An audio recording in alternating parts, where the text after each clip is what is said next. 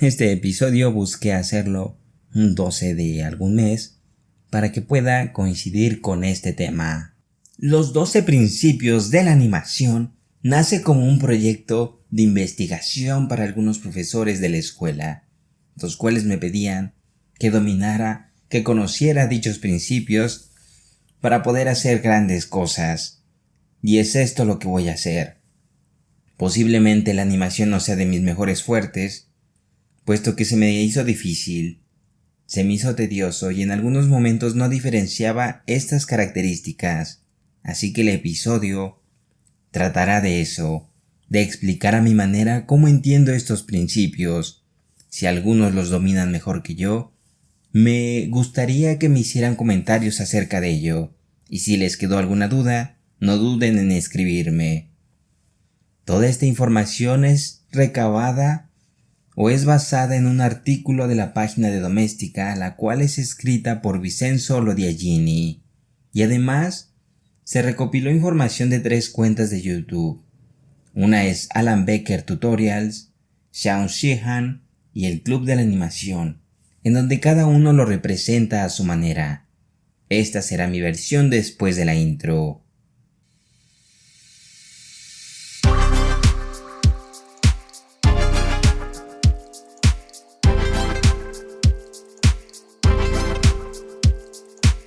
Soy Miguel Eliosa e iniciamos A Todo el Encuentro, un podcast donde hablaré de infinidad de cosas: arte, cine, películas, sandalias, tecnología, sueños, mascotas, dinero, fortuna, lotería, comedia, series, telenovelas, comida, ejercicio, amor, muerte, sentimientos, videojuegos, escuela, trabajo, la vida y todo lo que se te ocurra.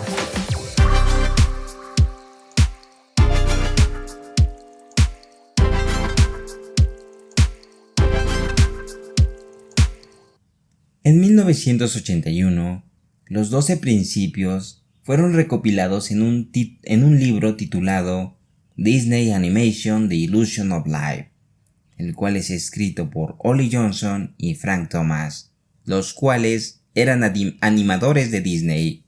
Todos estos principios los comenzaré a decir por su nombre en inglés y en español. Si el inglés es un poco difícil de escuchar, disculpen, aún lo necesito practicar. Número 1. Comprensión y extensión o estirar y encoger, y en su versión en inglés, squash and stretch. Este se trata de dar sensación de peso y volumen a un objeto, la exageración y deformación de un cuerpo flexible, brindando un efecto cómico o dramático, asimilando la velocidad e inercia. Un ejemplo es el bote de una pelota. En pocas palabras, es cuando cae una pelota al suelo y ésta deforma al tocar la superficie y vuelve a tomar la forma original cuando bota. Y es este el primer principio. Número 2. Anticipación o anticipation. Esta prevé la acción que ocurrirá de un personaje, manteniendo al espectador atento. Normalmente se divide en 3 etapas: la anticipación de los movimientos, la acción en sí misma y la reacción o recuperación. Esto es un ejemplo básico cuando lanzas un arco, que casi nadie lo hace, o cuando lanzas una pelota, que es el ejemplo más práctico.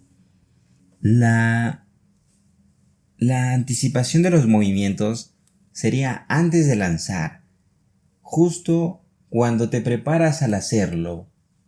La acción en sí misma es cuando ya estás lanzando esa pelota o soltando el arco.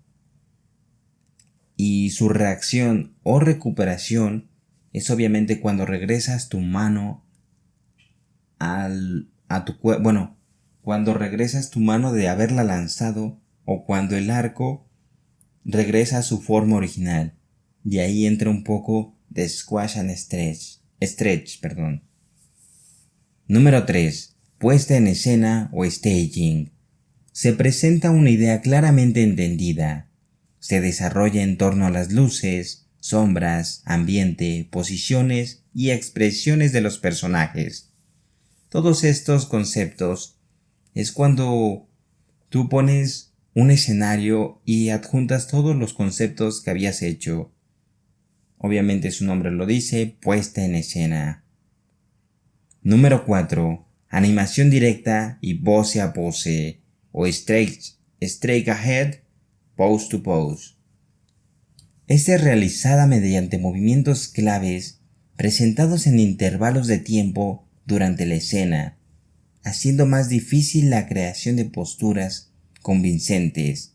Se encuentra la pose a pose y la directa comienza en un primer dibujo, completando cuadro a cuadro hasta finalizar la escena, alcanzando un resultado más fluido y realista.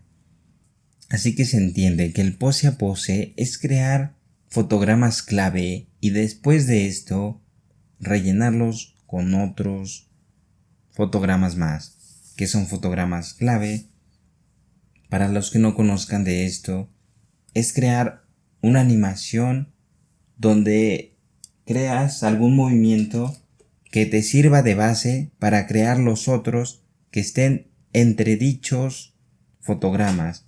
Por ejemplo, tú creas algo en un fotograma 1, luego en el 12 y otro en el 24, y después rellenas el espacio del 6 y del 18. Esto sería el pose to pose. Y en cambio, la animación directa es crear movimiento a movimiento, donde tú creas el 1, el 2, el 3, el 4 y así sucesivamente. Número 5. Acción complementaria y acción superpuesta, o follow through, overlapping action and drag. Esto es cuando la parte principal del cuerpo animado comienza o se detiene. Las secundarias le siguen de manera continua como una reacción en cadena, pero no se detienen al mismo tiempo, y a su vez, estas partes se mueven de distinta manera al resto del personaje. Y para la versión en inglés, como están los títulos, estos son diferentes aspectos de un mismo movimiento. ¿Qué es esto?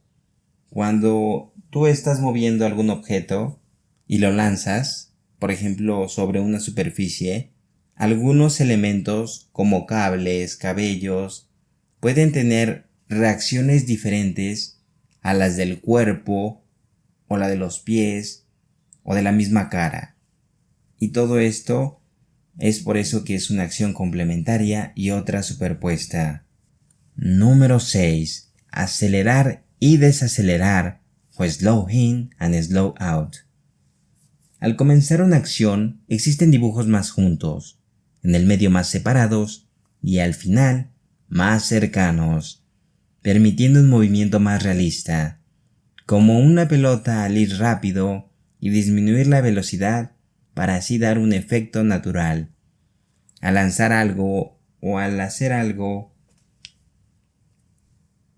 aventar algo o algo esté caminando, para darle ese toque de una acción de acelerar y desacelerar, te crea un concepto de que esta iba a una velocidad y va perdiendo fuerza. Así que por ello, cuando se crean los dibujos, se crean muchos juntos, después se comienzan a separar y al final los vuelven a ser cercanos. Entonces es una acción que va de complemento y no sé cómo explicarles de manera en podcast, pero en cuestión gráfica es cuando empieza a girar una moneda y empieza a ir rápido para después comenzar a disminuir la velocidad y de un momento a otro cae. Ese podría ser un ejemplo básico. Número 7. Arcos o arcs. Todas las acciones, con pocas excepciones como los movimientos fuertes, describen actos curvos. Nunca son líneas perfectamente rectas, brindándole a la animación mayor naturalidad y mejor flujo. Todo esto es obviamente invisible. Bueno, no es posible de ver o es difícil su percepción, pero existe. Disculpen si algunos conceptos no se los doy claros, puesto que lo tengo que hacer un poco más general, para que algunos entiendan de lo que estoy hablando. Los que ya lo conocen, pues adelante. Todo esto igual es, por ejemplo, el bote de una pelota, el saltar, o cuando alguien va corriendo, bailando, caminando. Son diferentes poses, pero algunas crean arcos al hacerlo. Y esto es difícil de ver a menos que te pongas a analizarlo detalladamente.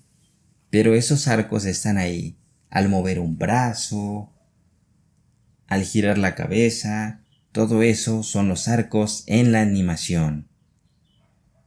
Número 8. Acción secundaria, secondary action. No se debe de confundir con la acción superpuesta, pues es una acción adicional que refuerza y añade mayor dimensión a la acción principal, es decir, pequeños movimientos complementarios sin distracción para dar mejor énfasis. Por ejemplo, podría ser cuando se mueve la cabeza y de repente se mueve algún cabello, o cuando tú vas corriendo y a lo mejor giras la cabeza un poco, algunas cosas así. O también puede ser que tú lances una canica y esa canica puede generar una acción de que le pega a otra y esa canica obviamente se va a dirigir a otro sentido o va a ir a otra dirección. Eso es lo que entiendo y les puedo explicar sobre la acción secundaria. Número 9. Sentido del tiempo o timing. Más dibujos entre las poses suavizan la acción, llegando a alentarla. Menos dibujos generan mayor rapidez y energía. El tiempo también ayuda a definir el peso de un objeto acorde a las leyes de la física. Uno de estos ejemplos puede ser el caer un copo de nieve, que no es lo mismo cuando cae una gota de agua o cuando cae un chorro.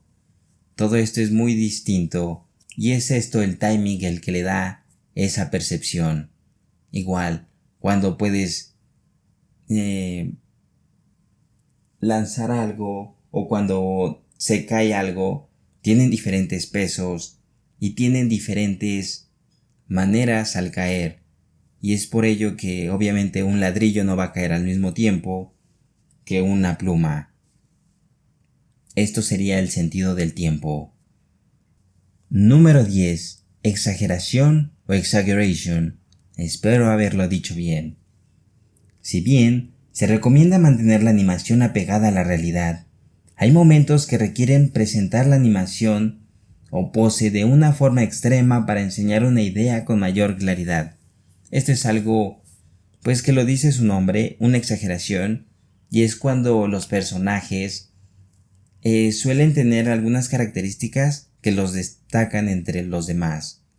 Un ejemplo podría ser cuando alguien es más gordito de lo normal, o cuando alguien es más cabezón, o tiene efectos de que puede, por ejemplo, un pez globo se infla. Entonces todo esto son las exageraciones. Número 11. Esqueleto y poses firmes o solid drawing. De la mano con el buen modelado, significa tener en cuenta las formas, el espacio tridimensional que le dan volumen y peso a los dibujos, aunando a la profundidad y el equilibrio. Esto es cuando tú le das dimensiones a algo.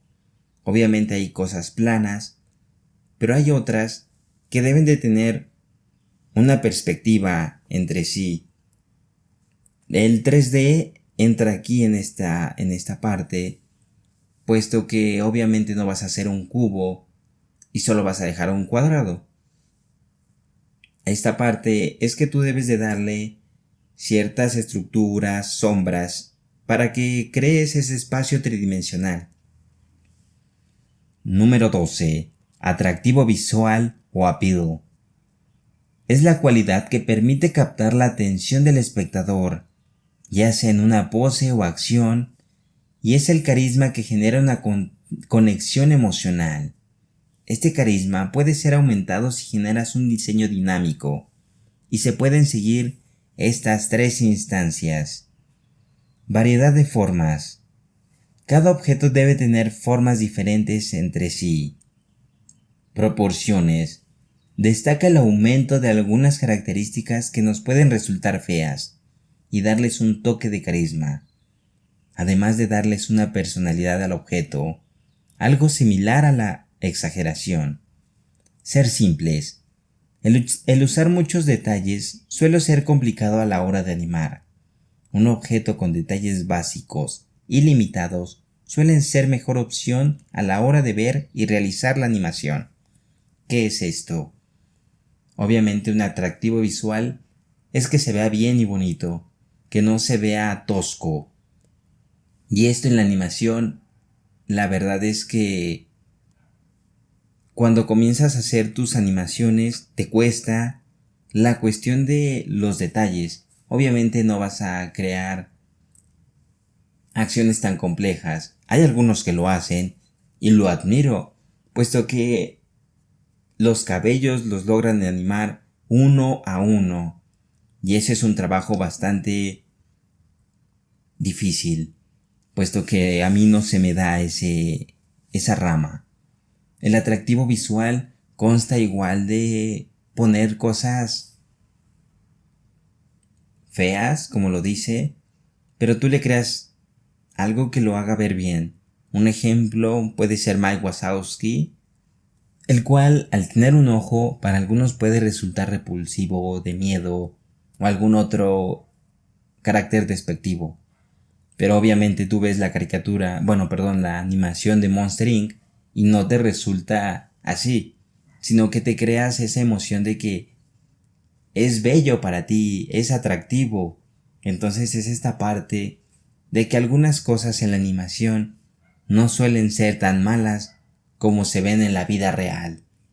Hay cosas que obviamente tratan de evocarte a fantasías o a mundos diferentes en los cuales no se pueden no se pueden tener en la vida real, pero sí se pueden recrear en la animación.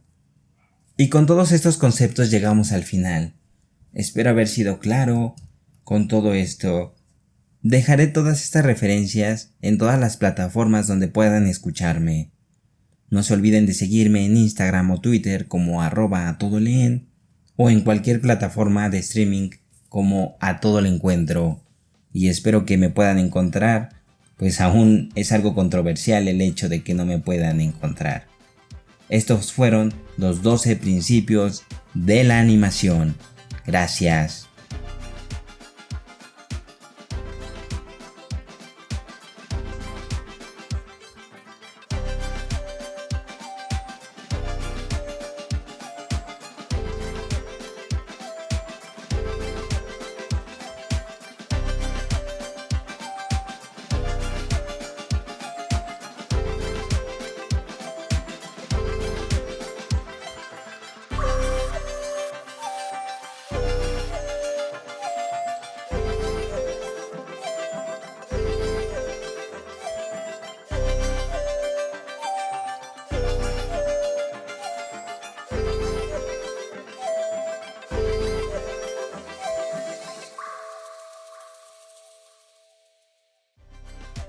Gracias por escucharnos. Nos vemos la próxima. Esto fue A Todo Le Encuentro.